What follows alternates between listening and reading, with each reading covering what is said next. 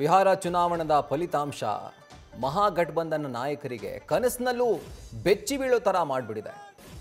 ಅಂಥ ಒಂದು ಫಲಿತಾಂಶವನ್ನು ಇವತ್ತು ಬಿಹಾರದ ಮತದಾರ ಮಹಾಗಠಬಂಧನ್ ನಾಯಕರಿಗೆ ಕೊಟ್ಟಿದ್ದಾನೆ. ಜೊತೆಗೆ ಎನ್ಡಿಎನ ಅಭೂತಪೂರ್ವ ಗೆಲುವನ್ನು ಯಾವ ರೀತಿಯಾಗಿ ಮುಂದಿನ ದಿನಗಳಲ್ಲಿ ಬಿಜೆಪಿ ಇದರ ಎನ್ಕ್ಯಾಶ್ ಮಾಡಿಕೊಂಡು ಮುಂದಿನ ಚುನಾವಣೆಗಳೇನು ಬರ್ತಿದ್ದಾವೆ ಅದರಲ್ಲಿ ಯಾವ ರೀತಿಯಾದಂತಹ ಸ್ಟ್ರಾಟಜಿಯನ್ನು ಮಾಡುತ್ತೆ, ಅದಕ್ಕೂ ಕೂಡ ಇವತ್ತಿನ ಫಲಿತಾಂಶ ಒಂದು ಅಡಿಪಾಯವನ್ನು ಹಾಕಿದೆ, ಒಂದು ಬೇಸನ್ನು ಖಂಡಿತವಾಗ್ಲೂ ಅಲ್ಲಿ ಈಗ ಫಾರ್ಮ್ ಮಾಡಿದೆ. ಸೊ ನಾವು ಬಿಹಾರ ಚುನಾವಣೆಯ ಅನಾಲಿಸಿಸನ್ನು ಮಾಡ್ತಾ ಹೋದಂಥ ಸಂದರ್ಭದಲ್ಲಿ ಅನೇಕ ವಿಷಯಗಳು ಕಾಣಿಸ್ತವೆ. ಸೊ ಈಗ ಅದರ ಕುರಿತಾಗಿ ಡೀಟೇಲ್ಸನ್ನು ಕೊಡಲಿಕ್ಕೆ ನನ್ನ ಜೊತೆ ಲೈವ್ನಲ್ಲಿ ನ್ಯೂಸ್ ಡೆಸ್ಕ್ನಿಂದ ಜಾಯಿನ್ ಆಗ್ತಿದ್ದಾರೆ ನಮ್ಮ ಪ್ರತಿನಿಧಿ ವಿದ್ಯಾಶ್ರೀ. ಇವತ್ತಿನ ಒಂದು ಚುನಾವಣಾ ಫಲಿತಾಂಶ ಏನಿದೆ ಎನ್ ಡಿ ಎ ಪಾಲಿಗೆ ಒಂದು ದೊಡ್ಡ ಶಕ್ತಿಯನ್ನು ತುಂಬಿದ್ರೆ, ಮತ್ತೊಂದು ಕಡೆಯಲ್ಲಿ ಮಹಾಗಠಬಂಧನ್ಗೆ ಒಂದು ತೀವ್ರ ನಿರಾಸೆಯನ್ನು ಮೂಡಿಸಿದೆ. ಮುಂದೆ ಮಹಾಗಠಬಂಧನ್ನ ಒಂದು ಪ್ಲಾನ್ ಚೇಂಜ್ ಆಗಬೇಕಾ ಅಥವಾ ನಾಯಕತ್ವನೇ ಚೇಂಜ್ ಆಗಬೇಕಾ ಅಂತ ಮೇ ಬಿ ಅಪ್ರೋಚ್ ಚೇಂಜ್ ಆಗಬೇಕು ಅನ್ಸುತ್ತೆ ರಾಹುಲ್. ಯಾಕಂದರೆ ಬಿಹಾರದಲ್ಲಿ ಸಿಕ್ಕಂಥ ಒಂದು ರಿಸಲ್ಟ್ ಮಹಾಗಠಬಂಧನ್ನೇ ಇದನ್ನು ನಿರೀಕ್ಷೆ ಮಾಡಿರಲಿಲ್ಲ. ಬಿ ಜೆ ಪಿ ಮೈತ್ರಿಕೂಟ ಎನ್ ಡಿ ಎ ಮೈತ್ರಿಕೂಟವೂ ಬಹುಶಃ ಇದನ್ನು ನಿರೀಕ್ಷೆ ಮಾಡಿರಲಿಕ್ಕಿಲ್ಲ. ಮಹಾರಾಷ್ಟ್ರದಲ್ಲಿ ಯಾವ ರೀತಿ ಒಂದು ಲ್ಯಾಂಡ್ ಸ್ಲೈಡ್ ವಿಕ್ಟರಿ ಸಿಕ್ತೋ ಆ ರೀತಿಯಾದಂಥ ವಿಕ್ಟರಿ ಎನ್ ಡಿ ಎ ಮೈತ್ರಿಕೂಟಕ್ಕೆ ಬಿಹಾರದಲ್ಲೂ ಕೂಡ ಲಭ್ಯ ಆಗಿರೋದು. ಎಕ್ಸಿಟ್ ಪೋಲ್ ಸಮೀಕ್ಷೆಗಳು ಬಂದಂಥ ಟೈಮ್ನಲ್ಲಿ ಒಂದು ನಿರೀಕ್ಷೆ ಇದ್ದಿದ್ದೇನು ಅಂದರೆ Rahul, may be photo finishing result ಬರುತ್ತೆ. ರಿಸಲ್ಟ್ ಬಂದರೂ ಕೂಡ ಎಡ್ಜ್ ಇರೋದು ನಿತೀಶ್ ಕುಮಾರ್ ಅವರಿಗೆ. ಎನ್ ಡಿ ಎ ಮೈತ್ರಿಕೂಟನೇ ಮತ್ತೆ ಅಧಿಕಾರದ ಚುಕ್ಕಾಣಿಯನ್ನು ಹಿಡಿಯುವಂಥ ಸಾಧ್ಯತೆ ಇದೆ ಅನ್ನುವಂಥ ಚರ್ಚೆಗಳಿದ್ವು. ಬಟ್ ದೆನ್ ರಿಸಲ್ಟ್ ಬಂದಂಥ ಟೈಮ್ನಲ್ಲಿ ಎಕ್ಸಿಟ್ ಪೋಲ್ ಸಮೀಕ್ಷೆಗಳ ರಿಸಲ್ಟ್ನೂ ಕೂಡ ಮೀರಿದಂಥ ಫಲಿತಾಂಶವನ್ನು ಎನ್ ಡಿ ಎ ಮೈತ್ರಿಕೂಟ ಪಡೆಯುವಲ್ಲಿ ಸಕ್ಸಸ್ ಆಗಿದೆ. ಕಾರಣಗಳು ಕಾರಣಗಳು ಹಲವಾರು ಇರಬಹುದು. ಆಗಲೇ ಚಂದ್ರಮೋಹನ್ ಕೂಡ ವಿಶ್ಲೇಷಣೆ ಮಾಡ್ತಾ ಇದ್ರು, ಜೊತೆಗೆ ನಮ್ಮ ಬೆಳಗ್ಗಿನಿಂದ ನಮ್ಮಲ್ಲಿದ್ದಂತಹ ಪ್ಯಾನಲಿಸ್ಟ್ಗಳು ಕೂಡ ವಿಶ್ಲೇಷಣೆ ಮಾಡ್ತಾ ಇದ್ರು, ಒಂದಿಷ್ಟು ಕಾರಣಗಳನ್ನು ಕೊಡ್ತಾ ಇದ್ರು. ಅದರಲ್ಲಿ ಪ್ರಮುಖವಾದಂತಹ ಕಾರಣ ಮಹಿಳಾ ವೋಟ್ ಬ್ಯಾಂಕ್. ಒಂದು ಸತತ 20 ವರ್ಷಗಳಲ್ಲಿ 2 ದಶಕಗಳಲ್ಲಿ ನಿತೀಶ್ ಕುಮಾರ್ ಅವರು ಕ್ರಿಯೇಟ್ ಮಾಡಿಕೊಂಡಂಥ ಒಂದು EBC ವೋಟ್ ಬ್ಯಾಂಕ್ ಏನಿದೆ, ಎಕ್ಸ್ಟ್ರೀಮ್ಲಿ ಬ್ಯಾಕ್ವರ್ಡ್ ಕ್ಲಾಸ್, ಆ ವೋಟ್ ಬ್ಯಾಂಕ್ ಒಂದು ಪ್ರಮುಖವಾದಂಥ ಪಾತ್ರವನ್ನು ವಹಿಸುತ್ತೆ. ಜೊತೆಗೆ ಕಾಲಾನುಕ್ರಮದಲ್ಲಿ ಇವರು ಮದ್ಯಪಾನವನ್ನು ಏನು ನಿಷೇಧ ಮಾಡಿದ್ರು ಅದಕ್ಕೆ ಸಂಬಂಧಪಟ್ಟ ಹಾಗೆ 2016ರಿಂದ ಕ್ರಿಯೇಟ್ ಆಗಿರುವಂಥ ಆ ಮಹಿಳಾ ಮತದಾರರ ಒಂದು ಬಹಳ ದೊಡ್ಡ ವೋಟ್ ಬ್ಯಾಂಕ್ ಏನಿದೆ, ನಮಗೆ ಗೊತ್ತಿದೆ ಈ ಬಾರಿ ಹೆಚ್ಚಿನ ಸಂಖ್ಯೆಯಲ್ಲಿ ಮಹಿಳೆಯರು ಮತವನ್ನು ಹಾಕಿದ್ದಾರೆ. ಆ ವೋಟ್ ಬ್ಯಾಂಕ್ ಕೂಡ ನಿತೀಶ್ ಕುಮಾರ್ ಪರವಾಗಿ ವರ್ಕ್ ಆಗಿದೆ. ಇದೆಲ್ಲಕ್ಕಿಂತ ಹೆಚ್ಚಾಗಿ ಒಂದು 2-3 ವಿಚಾರಗಳನ್ನು ಇಲ್ಲಿ ಮೆನ್ಷನ್ ಮಾಡಬೇಕಾಗತ್ತೆ. ಮೊದಲನೇದು, ಯೂಶ್ವಲ್ ಆಗಿ ಚುನಾವಣೆ ಅಂತಂದರೆ ಆ ಚುನಾವಣೆಯಲ್ಲಿ ಸದ್ದಾಗೋದೇನು, ಒಂದು ಭ್ರಷ್ಟಾಚಾರ ಸದ್ದಾಗುತ್ತೆ, ಮತ್ತೊಂದು ಕೋಮುವಾದಕ್ಕೆ ಸಂಬಂಧಪಟ್ಟ ಹಾಗೆ ಇಶ್ಯೂಗಳು ರೈಸ್ ಆಗ್ತವೆ. ಬಟ್ ಈ ಬಾರಿಯ ಚುನಾವಣೆಯಲ್ಲಿ, ಬಿಹಾರ ಚುನಾವಣೆಯಲ್ಲಿ ನಾವು ಪ್ರಮುಖವಾಗಿ ಗಮನಿಸಿದ್ರೆ ನಿತೀಶ್ ಕುಮಾರ್ ಅವರ ಸರ್ಕಾರದ ವಿರುದ್ಧ ಭ್ರಷ್ಟಾಚಾರದ ಆರೋಪಗಳು ಕೇಳಿ ಬಂದಿರಬಹುದು. ಬಟ್ ಒಂದು ನಾಯಕತ್ವ ಅಂತ ನಾವು ಕನ್ಸಿಡರ್ ಮಾಡಿದಾಗ ನಿತೀಶ್ ಕುಮಾರ್ ಅವರ ವಿರುದ್ಧ ಯಾವುದೇ ರೀತಿಯಾದಂಥ ವೈಯಕ್ತಿಕವಾಗಿ ಭ್ರಷ್ಟಾಚಾರದ ಆರೋಪಗಳಿರಲಿಲ್ಲ. ಹಾಗಾಗಿ 2 ದಶಕಗಳ ಕಾಲ, 1-2 ಬಾರಿ ತಮ್ಮ ಅಲೈನ್ಮೆಂಟ್ನ ಚೇಂಜ್ ಮಾಡಿಕೊಂಡ್ರು, ಅಲೈನ್ಸ್ನ ಚೇಂಜ್ ಮಾಡಿಕೊಂಡ್ರು ಕೂಡ 2 ದಶಕಗಳ ಕಾಲ ಆಡಳಿತವನ್ನು ಮಾಡಿದ್ರೂ ಕೂಡ ನಿತೀಶ್ ಕುಮಾರ್ ಅವರ ವಿರುದ್ಧವಾಗಿ ವೈಯಕ್ತಿಕವಾಗಿ ಅಲ್ಲಿ ವಿರೋಧಿ ಅಲೆ ಇರಲಿಲ್ಲ. ನಿತೀಶ್ ಕುಮಾರ್ ಬಗ್ಗೆ ಸುಶಾಸನ್ ಬಾಬು ಅನ್ನುವಂಥ ಒಂದು ಪಾಸಿಟಿವ್ ಇಮೇಜೇ ಇತ್ತು, ಅದು ಬಹಳ ಚೆನ್ನಾಗಿ ವರ್ಕೌಟ್ ಆಗಿದೆ. ಭ್ರಷ್ಟಾಚಾರದ ಆರೋಪಗಳು ಇಲ್ಲದೇ ಇದ್ದಿತ್ತು. ಇನ್ನು ಕೋಮು ಗಲಭೆಗೆ ಅಥವಾ ಕೋಮುವಾದಕ್ಕೆ ಸಂಬಂಧಪಟ್ಟ ಹಾಗೆ ಸಾಮಾನ್ಯವಾಗಿ ನೀವು ನಾರ್ತ್ ಇಂಡಿಯಾ ಚುನಾವಣೆಗಳಲ್ಲಿ, ಅದು ಉತ್ತರ ಪ್ರದೇಶ ಚುನಾವಣೆ ಆಗಿರ್ಬೋದು ಅಥವಾ ಬೇರೆ ಚುನಾವಣೆ ಆಗಿರ್ಬೋದು, ಅಲ್ಲಿ ಚರ್ಚೆ ಆಗ್ತಾ ಇದ್ದಂಥ ಇಶ್ಯೂ ಅಥವಾ ಪ್ರಧಾನಿ ನರೇಂದ್ರ ಮೋದಿ ಹೋಗಿ ಭಾಷಣ ಮಾಡಿದಂಥ ಸಂದರ್ಭದಲ್ಲಿ ಆಪರೇಷನ್ ಸಿಂಧೂರು ವಿಚಾರ, ಮುಸ್ಲಿಮರ ವಿಚಾರ, ಮಂಗಳಸೂತ್ರ ವಿಚಾರ, ಎಲ್ಲ ವಿಚಾರಗಳು ಬರ್ತಾ ಇತ್ತು. ಬಟ್ ವೆರಿ ಇಂಟ್ರೆಸ್ಟಿಂಗ್ಲಿ ಬಿಹಾರದಲ್ಲಿ ಚುನಾವಣಾ ರ್ಯಾಲಿಗಳಲ್ಲಿ ಮಾತನಾಡುವಂತಹ ಸಂದರ್ಭದಲ್ಲಿ ಎಲ್ಲೂ ಕೂಡ ಪ್ರಧಾನಿ ನರೇಂದ್ರ ಮೋದಿ ಈ ರೀತಿಯಾದಂಥ ವಿಚಾರಗಳನ್ನು ಪ್ರಸ್ತಾಪ ಮಾಡಿಲ್ಲ. ಇಲ್ಲಿ ಹಿಂದೂಗಳು ಮುಸ್ಲಿಮರು ಅನ್ನುವಂಥ ವಿಚಾರ ಚುನಾವಣಾ ಅಖಾಡದಲ್ಲಿ ಚರ್ಚೆಯ ಇಶ್ಯೂನೇ ಆಗಿರಲಿಲ್ಲ ಅಥವಾ ಪ್ರಚಾರದ ಅಸ್ತ್ರವೇ ಆಗಿರಲಿಲ್ಲ. ಅದನ್ನು ದೂರ ಇಟ್ಟಿದ್ದು. ಯಾಕಂದರೆ JDU ಹಾಗೆ LJP ಇವರು ಮುಸ್ಲಿಮರಿಗೂ ಕೂಡ ಮತವನ್ನು ಹಾಕಿದ್ದಾರೆ, ಮುಸ್ಲಿಮರಿಗೂ ಕೂಡ ಟಿಕೆಟನ್ನು ಕೊಟ್ಟಿದ್ದಾರೆ. ಅವ್ರು ನಿಲ್ಲಿಸಿದಂಥ ಆ ಕ್ಯಾಂಡಿಡೇಟ್ಗಳು ಕೆಲವು ಕ್ಷೇತ್ರದಲ್ಲಿ ಗೆಲುವನ್ನು ಕೂಡ ದಾಖಲು ಮಾಡಿದ್ದಾರೆ. ಅಂದರೆ ಮುಸ್ಲಿಮರ ಮತ BJP ಜೊತೆಗೆ ಇಲ್ಲದೆ ಇರಬಹುದು, ಆದರೆ JDU ಹಾಗೆ LJP ಜೊತೆ ಮುಸ್ಲಿಮರ ಮತ ಇತ್ತು ಅನ್ನೋದಕ್ಕೆ ಇದು ಸಾಕ್ಷಿ. ಸೊ ಆ ರೀತಿಯಲ್ಲೂ ಕೂಡ ಇವರಿಗೆ ವರ್ಕ್ ಆಗಿದೆ. ಆ ವಿಚಾರವನ್ನು ರೈಸ್ ಮಾಡದೇ ಇದ್ದಿದ್ದು, ರಿಲಿಜಿಯಸ್ ಇಶ್ಯೂಗಳನ್ನು ರೈಸ್ ಮಾಡದೇ ಇದ್ದಿದ್ದು ಕೂಡ ಇಲ್ಲಿ NDA ಮೈತ್ರಿಕೂಟಕ್ಕೆ ಪ್ಲಸ್ ಆಯಿತು.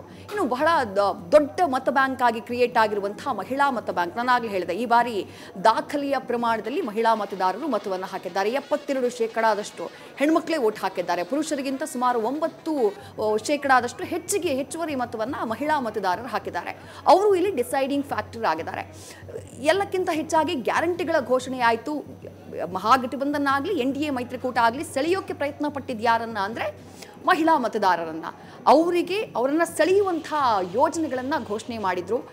ಮಹಾಗಠಬಂಧನೂ ಘೋಷಣೆ ಮಾಡ್ತು, NDA ಮೈತ್ರಿಕೂಟನೂ ಘೋಷಣೆ ಮಾಡ್ತು. ಬಟ್ ಈಗ ವಿಶ್ಲೇಷಣೆ ಆಗ್ತಾ ಇರೋದು ಏನು ಅಂದರೆ, ಆ ಸೆಪ್ಟೆಂಬರ್ ತಿಂಗಳಿನಲ್ಲಿ ಬಂದ ಅಕೌಂಟಿಗೆ ಬಿತ್ತಲ್ಲ ಹಣ, 10,000 ರೂಪಾಯಿ ಹಣ ಮುಖ್ಯಮಂತ್ರಿ ರೋಜ್ಗಾರ್ ಯೋಜನೆಯ ಅಡಿಯಲ್ಲಿ ಚುನಾವಣೆ ಘೋಷಣೆ ಆಗೋದಕ್ಕೂ ಕೆಲ ವಾರಗಳ ಮುಂಚೆ ಇದು ಬಹಳ ದೊಡ್ಡ ಪ್ರಮಾಣದಲ್ಲಿ ವರ್ಕ್ ಆಗಿದೆ ಅಂತ ಹೇಳಲಾಗ್ತಾ ಇದೆ ಗ್ರೌಂಡ್ನಲ್ಲಿ. ಯಾಕಂದರೆ ಅಲ್ಲಿ ತನಕ ನಿತೀಶ್ ಕುಮಾರ್ ಅವರ ವಿರುದ್ಧ ಇದ್ದಂಥ ಒಂದು ಅಲೆ ಅಥವಾ ಅವ್ರ ಬಗ್ಗೆ ಒಂದಿದ್ದಂಥ ಒಂದು ಸಣ್ಣ ಅಸಮಾಧಾನವೂ ಕೂಡ 10,000 ರೂಪಾಯಿ ಅಕೌಂಟಿಗೆ ಬೀಳ್ತಾ ಇದ್ದ ಹಾಗೆ ಕಂಪ್ಲೀಟ್ ಪಾಸಿಟಿವ್ ಆಗಿ ಟರ್ನ್ ತೆಗೆದುಕೊಳ್ಬಿಡ್ತು.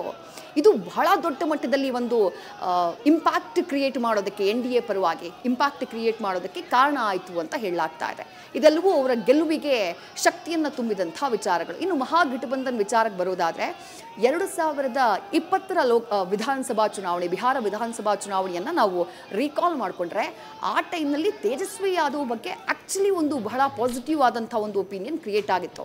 ತೇಜಸ್ವಿ ಯಾದವ್ ಅವರ ಆ ನಾಯಕತ್ವ, ಅವರ ಒಂದು ಯುವ ಶಕ್ತಿ ಏನಿದೆ ಅದರ ಮೂಲಕವಾಗಿ RJDಯ ಮಹಾಗಠಬಂಧನ್ ಮೈತ್ರಿಕೂಟ ಗೆಲುವನ್ನು ದಾಖಲಿಸುತ್ತೆ ಅನ್ನುವಂಥ ಒಂದು ವೇವ್ ರೀತಿ ಕಾಣಿಸಿತ್ತು. ಬಟ್ ಅದಾಗಲಿಲ್ಲ. ಬಟ್ 110 ಸೀಟ್ಗಳನ್ನು ಆ ಮೈತ್ರಿಕೂಟ ದಕ್ಕಿಸಿಕೊಳ್ಳುವಲ್ಲಿ ಸಕ್ಸಸ್ ಆಗಿತ್ತು. ಬಟ್ ಈ ಬಾರಿ ಅಂತಹ ಒಂದು ಪಾಸಿಟಿವ್ ವೇವ್ ತೇಜಸ್ವಿ ಯಾದವ್ ಅವರ ವಿಚಾರವಾಗಿ ಅಥವಾ ಆ ವಿಚಾರ ಸದ್ದೇ ಮಾಡಲಿಲ್ಲ. ತೇಜಸ್ವಿ ಯಾದವ್ ಅವರ ನಾಯಕತ್ವದ ವಿಚಾರವೂ ಸದ್ದು ಮಾಡಲಿಲ್ಲ.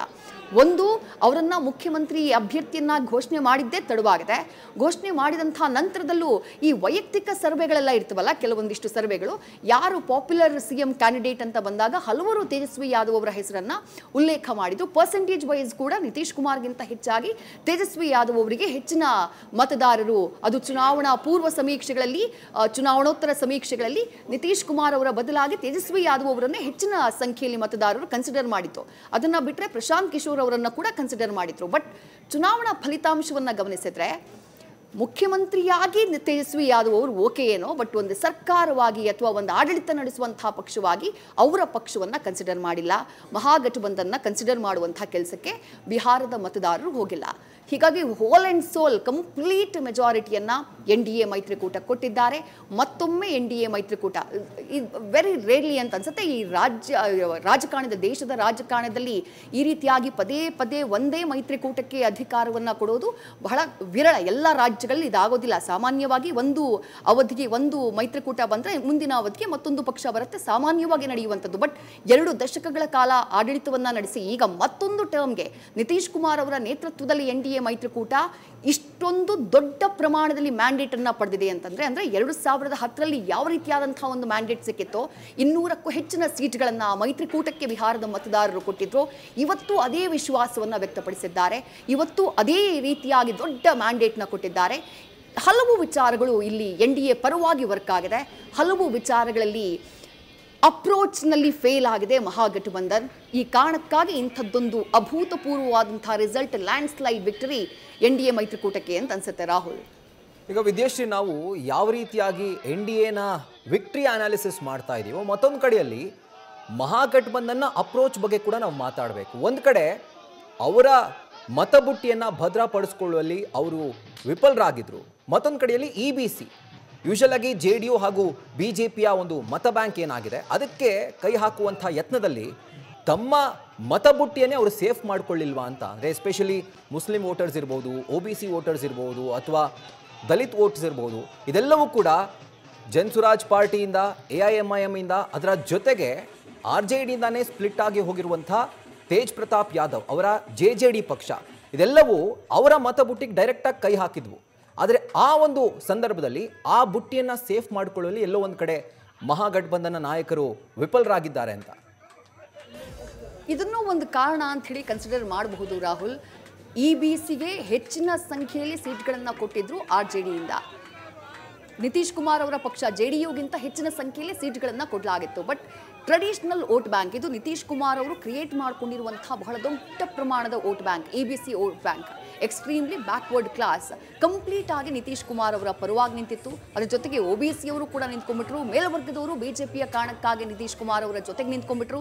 ಜೊತೆಗೆ LJP ಹಾಗೆಯೇ JDUನಲ್ಲಿ ಹಾಕಿದ್ದಂತಹ ಮುಸ್ಲಿಂ ಕ್ಯಾಂಡಿಡೇಟ್ಸ್ ಅದು ಕೂಡ ಒಂದು ಹಂತಕ್ಕೆ ಒಂದು ಸ್ವಲ್ಪ ಪ್ರಮಾಣದಲ್ಲಿ ಇವ್ರ ಕಡೆಗೆ ವರ್ಕೌಟ್ ಆಯಿತು.